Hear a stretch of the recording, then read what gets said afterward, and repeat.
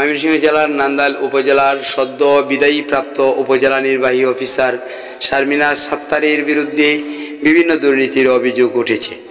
গতকাল ৪ নভেম্বর উপজেলা নতুন বাজারস্থ কলেজ গেট সংলগ্ন ইউপি মেম্বার তথা এলাকাবাসীর সমন্বয়ে মানববন্ধন অনুষ্ঠিত হয়। আমাদের স্বাধীন সার্বভৌম বাংলাদেশ এটা দুর্নীতির জন্য চ্যাম্পিয়ন, এটা বারবার প্রকাশিত হয়েছে। সরকারি কর্মকর্তা কর্মচারী সহ বিভিন্ন দালাল ফরিয়াদির মাধ্যমে তারা এই দুর্নীতি করে থাকে। শুধু তাই নয়, যারা এমপি মন্ত্রী হয় তারাও এই দুর্নীতি করে থাকে। এই দুর্নীতির মাধ্যমে দেশটা যখন চেয়ে গেছে তখন এই দুর্নীতির ভাগ, এমনকি এই দুর্নীতির কারণে যে ক্ষতি হয় তার ভাগ নিতে হয় জনগণকে। সরকারের বিভিন্ন রাতের টাকা আত্মসাতের কারণে বিভিন্ন হাট বাজার থেকে টাকা আত্মসাৎ, এডিপির ভুয়া প্রকল্প দেখিয়ে টাকা আত্মসাৎ, বিভিন্ন দপ্তরের টাকা আত্মসাৎ করেছে। উনি এই নান্দাইল উপজেলার বৃহৎ ক্ষতি করেছে। উনি যদি আরো 4-5 মাস এই নান্দাইলের দায়িত্বে থাকতেন তাহলে আমাদের মনে হয় যে এই নান্দাইলের মাটিটুকু বিক্রি করে নিয়ে যেতেন।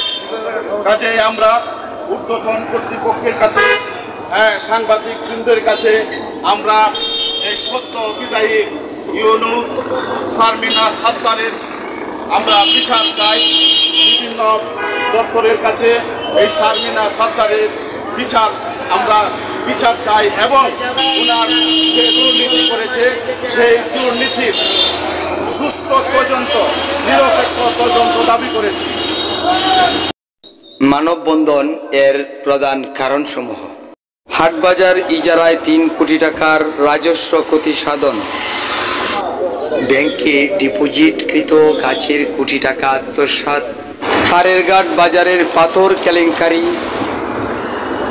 অ্যাসিল্যান্ডের দায়িত্বে থাকাকালীন সময় ঘুষের মাধ্যমে অসংখ্য কারিজ দুর্নীতি, এছাড়াও নান্দাইলের বিভিন্ন স্থানে ডিলার নিয়োগে ঘুষ বাণিজ্য, তাছাড়াও বিভিন্ন অনিয়ম, ভুয়া প্রকল্পের নামে অর্থ আত্মসাৎ এবং রাজস্ব তহবিলের অর্থ আত্মসাৎ, ইউপি সদস্যা মহিলা সদস্যদের সাথে অসদাচরণ এর অভিযোগে বাংলাদেশ সরকারের নিকট বিচার দাবি করছে মানববন্ধনকারীরা।